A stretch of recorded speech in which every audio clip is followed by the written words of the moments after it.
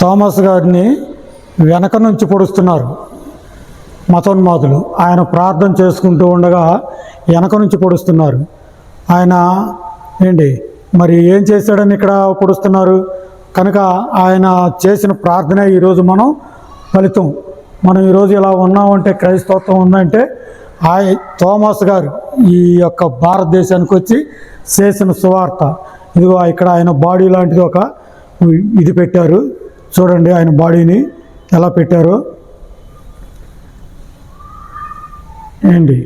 ఈ యొక్క సమాధి మనం చాలా గొప్పగా చూడాల్సి, ప్రతి ఒక్కరూ ఇది ఒక విగ్రహారాధనలా చూడొద్దు.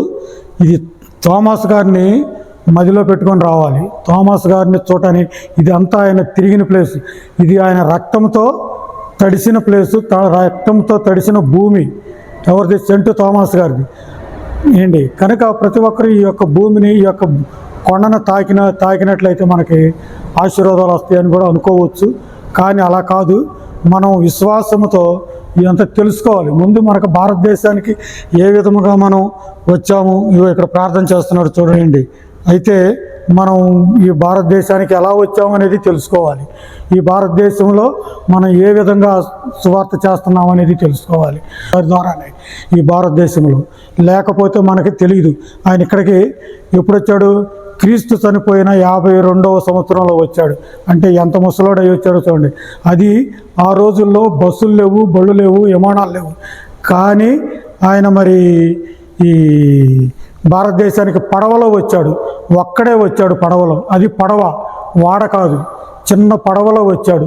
వచ్చి ఒకసారి ఇక్కడ కేరళలో దిగి పారిపోయాడు. మళ్ళా దేవుడు ఆజ్ఞేశాడు, నీవు చావైనా బ్రతుకైనా సరే నీకు అక్కడే. మళ్ళీ భారతదేశానికి వెళ్ళమని పంపించినప్పుడు మరలా భారతదేశానికి కేరళ వచ్చి, కేరళలో కొంత సువార్త చేసి అక్కడి నుంచి తమిళనాడు వచ్చి ఇక్కడ ఈ కొండపైన ఆయన సువార్త మొదలుపెట్టాడు. ఈ కొండపైన సువార్త మొదలుపెట్టినప్పుడు మరి కొంతమందిని అయితే ఇక్కడ ఏర్పరచుకున్నాడు. కానీ అయినా కానీ మతోన్మాదులు ఏ విధంగా వచ్చి ఆయన ప్రార్థన టైంలో వచ్చి పొడుస్తున్నారో మీరు బాగా చూసినట్లయితే తెలుస్తుంది. హతసాక్షులయ్యారు. యేసుక్రీస్తు వారు మన పాపాలను మోయటానికి హతసాక్షులైతే ఆయన దగ్గరికి మన పాపాలని పంపించడానికి వచ్చినటువంటి ఈ యొక్క శిష్యులు, ఆ శిష్యుల్లో ఒకడైనటువంటి థామస్ గారు ఆయన మన పాపాల నిమిత్తమే, మనల్ని పాపము నుండి విడిపించడం కోసమే ఈ యొక్క భారతదేశానికి వచ్చాడని చెప్పేసి చెప్పుకోవాలి. భారతీయులందరూ కూడా తెలుసుకోవాలి, భారతీయులందరినీ కూడా రక్షించడానికి వచ్చాడు. కొంతమంది ముందుగా ఈ యొక్క భారతదేశంలో రక్షింపబడ్డవారు ఎవరయ్యా అంటే బ్రాహ్మణ్సే. అది కేరళలో మొట్టమొదటిగా బ్రాహ్మణ్సే రక్షింపబడ్డారు. వాళ్లే సువార్త ప్రకటిస్తున్నారు, వాళ్లే కేరళలో మొదలెట్టారు. కనుక ఆయన మన కోసం హతసాక్షి అయ్యాడంటే అది మనం తెలుసుకోవాలి.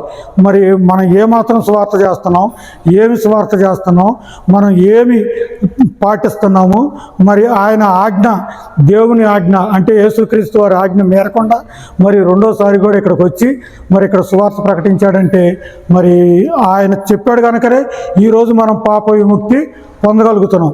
పాప విముక్తి పొందగలిగాం కనుక మనం సెంట్ థామస్ గారిని జ్ఞాపకం చేసుకోవాల్సినటువంటి ఎంతైనా ఉంది. ఆయన చూడవలసినటువంటి, ఆయన శరీరానుసారంగా చూడకపోయినా ఆయన ఈ విధంగా మనం చూడటం, ఈ విధంగా తెలుసుకోవటం, ఇక్కడ ఆయన్ని ఇక్కడ ఎన్నో ఏర్పాటు చేసి ఉన్నారు. ఒకసారి అయితే దర్శించి చూడండి. ప్రతి ఒక్కరు కూడా ఆయన రక్తంతో తడిచిపోయినటువంటి ఈ యొక్క భూమిని, ఈ కొండను కూడా మీరు చూసినట్లయితే మనకి కొంత సువార్త అర్థమవుతుంది. మీరు కూడా బయటికి వెళ్ళి సువార్త ప్రకటించవచ్చు అని చెప్పేసి ఈ యొక్క చిన్న మనవి చేసుకుంటున్నాను.